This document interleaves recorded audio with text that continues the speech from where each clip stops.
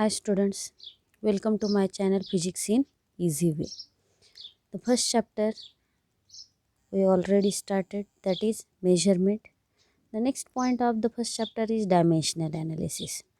आता ह्या डायमेन्शनल ॲनालिसिसमध्ये आपल्याला करायचं आहे काय की आपण ज्या 7 फंडामेंटल फिजिकल क्वांटिटीज पाहिल्यात कुठल्या कुठल्या आठवा लेंथ मास टाईम त्यानंतर टेम्परेचर त्यानंतर electric current luminous intensity and amount of substance ह्या 7 फंडामेंटल क्वांटिटीजच्या सहाय्याने आपल्याला प्रत्येक फिजिकल क्वांटिटी एक्सप्रेस करायची त्याला आपण खरं तर डायमेन्शनल ॲनालिसिस म्हणतो. आता ह्या डायमेन्शनल ॲनालिसिसमध्ये आपण कुठलीही भौतिक राशी फंडामेंटलच्या स्वरूपात रिप्रेझेंट करणार आहोत. रिप्रेझेंट करणार म्हणजे काय की त्याच्यामध्ये ती एक फंडामेंटल फॉर एक्झाम्पल लेंथ, तर त्या एखाद्या भौतिक राशीमध्ये ती लेंथ किती वेळा आली, मग ती अंशामध्ये आली की छेदामध्ये आली, हे रिप्रेझेंट करण्यासाठी आपण डायमेन्शनल ॲनालिसिस वापरतो. मग ह्या डायमेन्शनल ॲनालिसिसमध्ये ती फंडामेंटल क्वांटिटी फिजिकल क्वांटिटीमध्ये किंवा त्या डिराइव्ड क्वांटिटीमध्ये आपण पॉवरच्या स्वरूपात लिहितो. पॉवर म्हणजे त्याच्या घातांकाच्या स्वरूपात लिहितो आणि त्याचा घातांक हे असं दाखवतो की ती त्या फिजिकल क्वांटिटीमध्ये फंडामेंटल क्वांटिटी किती वेळेस आली आणि ती कुठल्या पोझिशनला आली, अंशामध्ये की छेदामध्ये. आता इथं आपल्याला घातांकाचे काही नियम वापरायचे आहेत. आपण मागे हे शिकलो 10 to the power 3 into 10 to the power 4 is equal to काय आलं, करेक्ट आहे 10 to the power 7. That is addition of these two powers. Means when base is same, that time in multiplication we can add the powers. आणि जर असं असेल तर 10 to the power 4 divide by 10 to the power 3 तर काय लिहिलं, तर याचं सबस्ट्रॅक्शन लिहिलं 4 minus 3 that is 10 to the power 1 answer आलं. या पद्धतीनं आपल्याला ज्या फिजिकल क्वांटिटीचा बेस सेम आहे ते ॲड करायचे आणि छेदामध्ये असतील तर सबस्ट्रॅक्ट करायचे. पुढचं एक्झाम्पल घेऊ 10 to the power 3 10 to the power 4 into 12 to the power 4 3 + 4 केलं 7 आलं, पण ह्या 4ला आपण त्यामध्ये ॲड करू शकत नाही का तर त्याचा बेस वेगळा आहे. त्यामुळं याचा ॲन्सर ह्याच पद्धतीनं राहील, that is 10 to the power 7 into 12 to the power 4. Correct.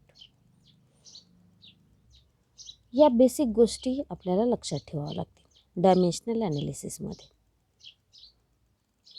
आता डायमेन्शनल ॲनालिसिसची डेफिनेशन पाहू. त्याची डेफिनेशन काय, the dimension of physical quantity म्हणजे कुठल्याही भौतिक राशीचं डायमेन्शन म्हणजे आर द पॉवर्स म्हणजे त्याचे घातांक आहेत to which the concern fundamental units म्हणजे ज्या 7 फंडामेंटल क्वांटिटीज आहेत त्याच्यामधलं आपल्याला ते काय करायचं आहे, कन्सर्न युनिट घ्यायचं आहे raised in order to obtain the unit of given physical quantity. म्हणजे दिलेल्या भौतिक राशीचं युनिट मिळवण्यासाठी आपण फंडामेंटल क्वांटिटीला जे रेज करतो त्याची जी पॉवर देतो आणि त्याला रिप्रेझेंट करतो त्याला म्हणतो आपण dimensional analysis.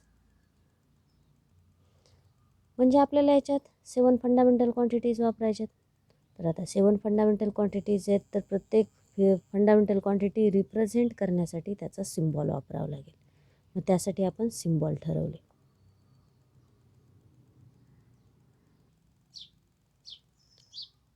For convenience the basic quantities are represented by symbols as L for length, M for mass, T for time, K for temperature. टेम्परेचरसाठी K वापरले आहे, I for electric current, C for luminous intensity and MOL for amount of mass. These are the symbols which are used to represent dimensional analysis of the given derived physical quantity. आता सर्वात महत्त्वाची गोष्ट तुम्हाला फॉर्म्युले पाठ असणं गरजेचं आहे जे आत्तापर्यंत गेले. For example density, acceleration, momentum, force, impulse, work, kinetic energy, potential energy, pressure, हे काही फॉर्म्युले आपल्याला माहीत असणं गरजेचं आहे. तर सुरुवात करू बेसिक फॉर्म्युल्यापासून. सुरुवातीला घेऊ व्हॉल्यूमचा फॉर्म्युला किंवा एरियापासून सुरुवात करू. एरिया, कुठलाही एरिया घ्या, स्क्वेअरचा एरिया घ्या, लेंथ स्क्वेअर येईल, किंवा आपण जो सर्कलचा एरिया घेतो पाय आर स्क्वेअर तो कन्सिडर करा. हे जे पाय आहे हे कॉन्स्टंट किंमत आहे, कॉन्स्टंट मॅग्निट्यूड आहे, ह्याला डायमेन्शन नसतं. त्यामुळं आर स्क्वेअर किंवा एल स्क्वेअर हे कम्पेअर केलं जाईल. हे दोन्ही फॉर्म्युले इक्वल नाहीत मान्य, पण डायमेन्शनलसाठी मात्र दोन्हीचं डायमेन्शन सारखंच येतं. मला सांगा ह्या फॉर्म्युल्यामध्ये लेंथ 2 वेळेस आली, तीही अंशामध्ये आली, आणि इथंही आर रेडियस म्हणजे लेंथच आहे, लांबीच मोजतो आपण. मग त्यामुळं ह्या दोन्ही फॉर्म्युल्यामध्ये लेंथ 2 वेळेस रिप्रेझेंट झाली आणि ती अंशामध्ये झाली. त्यामुळं आपण लिहितो L2 m0 आणि T0. m0 म्हणजे मास ह्या फिजिकल क्वांटिटीमध्ये किंवा ह्या डिराइव्ड क्वांटिटीमध्ये कुठेही नाही, त्यानंतर टाईम कुठेही नाही. हा झाला एरियाचं डायमेन्शन. दुसरा फॉर्म्युला घेऊ व्हॉल्यूमचा. व्हॉल्यूमचा फॉर्म्युला आहे volume of the cube L³ किंवा volume of the sphere 4/3 pi r cube. 4/3 into pi, again these are the two factors constant having no dimension. L³ म्हणजे लेंथ 3 वेळेस रिप्रेझेंट झाली.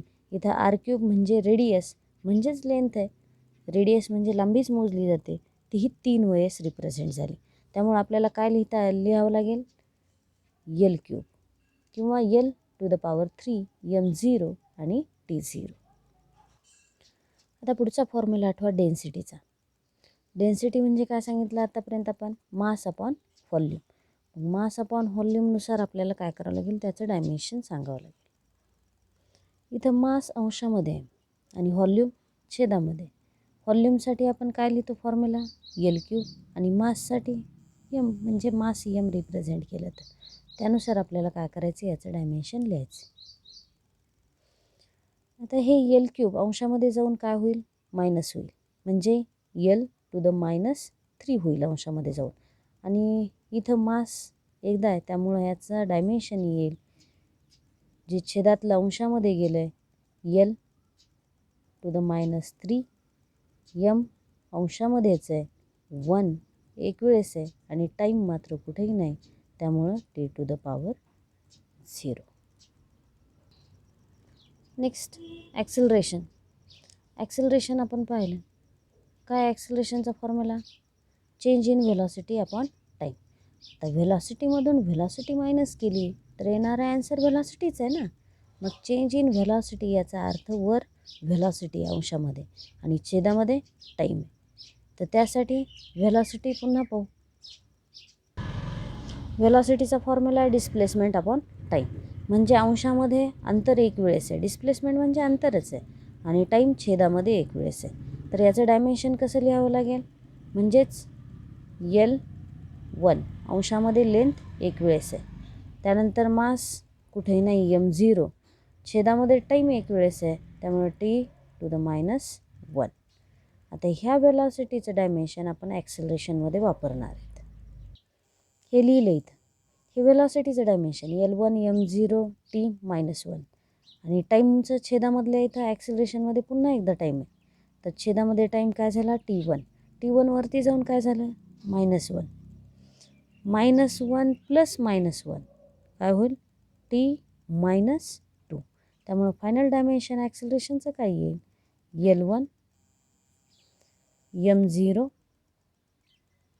आणि T करेक्ट आहे -2. हे लिहिलं L1 m0 T-2. हे झालं ॲक्सिलरेशनचं फायनल डायमेन्शन. त्यानंतर काढू डायमेन्शन फोर्सचं. Force is equal to formula काय, mass into acceleration according to Newton second law of motion. न्यूटनच्या दुसऱ्या गतिविषयक नियमानुसार आपण लिहितो मास इंटू ॲक्सिलरेशन. तर आता ॲक्सिलरेशनचं डायमेन्शन आपल्याला लिहावं लागेल हे, आणि मासचं पण लिहावं लागेल, आणि दोन्हीचं काय करावं लागेल, ॲडिशन करावं लागेल, कारण की हे दोन्ही मल्टिप्लिकेशनमध्ये आहेत फॅक्टर. हे m1 झालं ह्या मासचं डायमेन्शन, आणि ॲक्सिलरेशनचं डायमेन्शन L1 m0 T-2.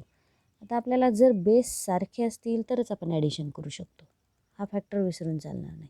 त्यासाठी यम ही यलमध्ये ॲड होणार नाही, यमची पॉवर यमच्या पॉवरमध्येच ॲड होईल. त्यामुळं फायनल डायमेन्शन येईल याचं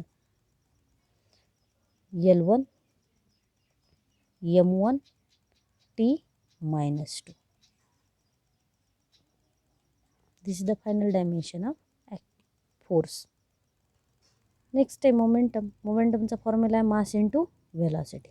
मास इंटू व्हेलॉसिटी तर काय करावं लागेल, मासचं डायमेन्शन लिहावं लागेल इथल्या पद्धतीनंच आणि व्हेलॉसिटीचं सुद्धा डायमेन्शन लिहावं लागेल. पाहूयात लिहू. मासचं डायमेन्शन लिहिलं M1 आणि व्हेलॉसिटीचं डायमेन्शन लिहिलं L1. इथं व्हेलॉसिटीज काढले L1 M0 T-1. मग हे दोन्हीचं काय करू आपण, ॲडिशन करू. फायनल डायमेन्शन झालं L1 M1 T-1 momentums. Next आहे impulse is equal to force into time.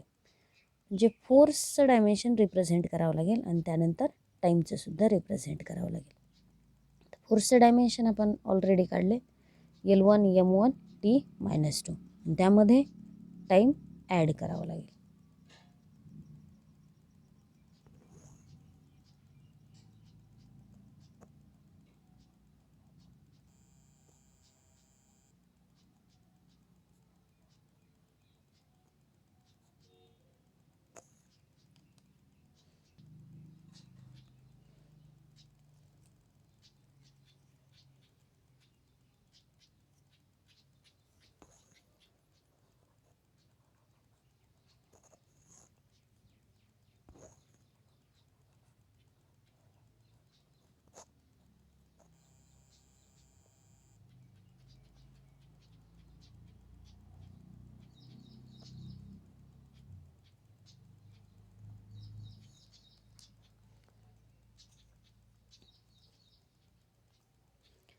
त्यानंतर पाहू work is equal to force into displacements.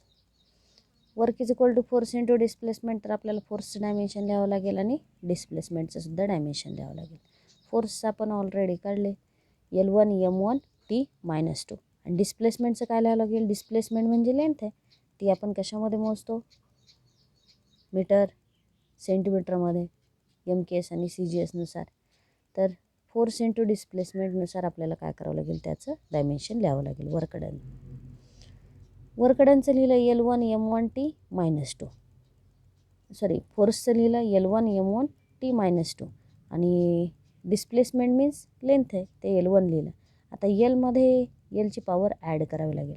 त्यामुळं final dimension of the work done येईल L2 M1 and T-2. Next formula घेऊ kinetic energy.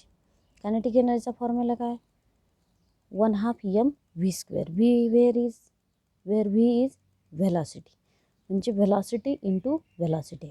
1/2ला dimension नाही कारण की ती कॉन्स्टंट मॅग्निट्यूड आहे.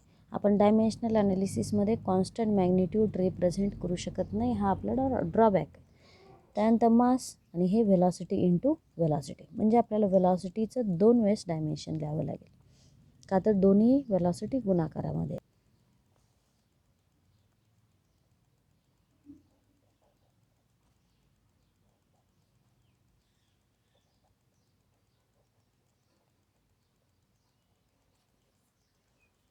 मासे हवे झाले असते.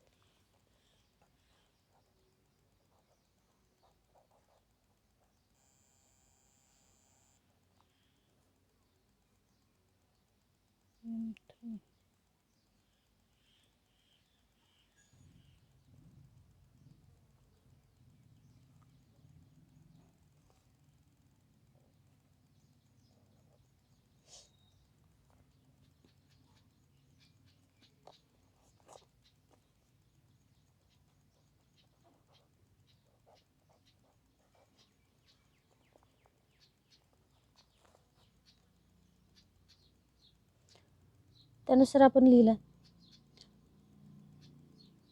मासचं डायमेन्शन M1 लिहिलं, velocities dimension L1 M0 T-1 लिहिलं आणि दुसरं व्हेलॉसिटीज डायमेन्शन लिहिलं L1 M0 T-1. आता ह्या सर्वाचं ॲडिशन करू M1 M0 M0 काय येईल M1. त्यानंतर L1 काय येईल L2 M1. त्यानंतर T-1 काय येईल ॲडिशन दोन्हीचं दॅट इज T-2. तर डायमेन्शन काय झालं final L2 M1 T-2 kinetic एनर्जीचं. तसंच पोटेन्शियल एनर्जीचं काढलं तर दोन्ही एनर्जीज आहेत त्यामुळे सेम डायमेन्शन येणार. एका फिजिकल किंवा सेम फिजिकल क्वांटिटीज किंवा ज्या ज्या फिजिकल क्वांटिटीजचे युनिट सेम आहेत त्यांचे डायमेन्शनसुद्धा सेम येतात जरी फॉर्म्युला वेगळा असला तरीसुद्धा. आपण शेवटचं डायमेन्शन काढू प्रेशरचं. Pressure is equal to force applied per unit area लिहितो आपण. त्यानुसार आपल्याला फोर्सचं डायमेन्शन लिहावं लागेल आणि एरियाचं पण डायमेन्शन लिहावं लागेल. ते लिहू. दोन्ही डायमेन्शन लिहिले. फोर्सचं लिहिलं L1 M1 T-2 जे फोर्सचं काढलं त्यानुसार आणि त्यानंतर एरियाचं लिहिलं L2. हे L2 छेदामध्ये वरती जाऊन काय होईल -2 L-2 + 1 काय येईल -1 येईल दोन्हीचं ॲडिशन आणि त्यानुसार फायनल डायमेन्शन येईल प्रेशरचं L-1 M1 T-2. तर या पद्धतीनं आपण ह्या फिजिकल क्वांटिटीचे डायमेन्शन काढले. पुढे एक टेबल दाखवते मी. टेबलमध्ये SI युनिट आणि त्याचा फॉर्म्युला आणि डायमेन्शन दिलेलं आहे. हे आपण या पद्धतीनं काढलं. जर फॉर्म्युले पाठ असतील तर विसरणार नाही किंवा कुठल्याही फिजिकल क्वांटिटीचं डायमेन्शन काढता येईल. ह्या काही फिजिकल क्वांटिटीज ज्याचं डायमेन्शन आपण आत्ता काढले त्याचा फॉर्म्युला आणि डायमेन्शन दिले. त्याचं SI युनिट पण दिले. त्यानुसार आपण काय केलं डायमेन्शन प्रत्येक फिजिकल क्वांटिटीचं किंवा डिराइव्ड क्वांटिटीचं काढलं.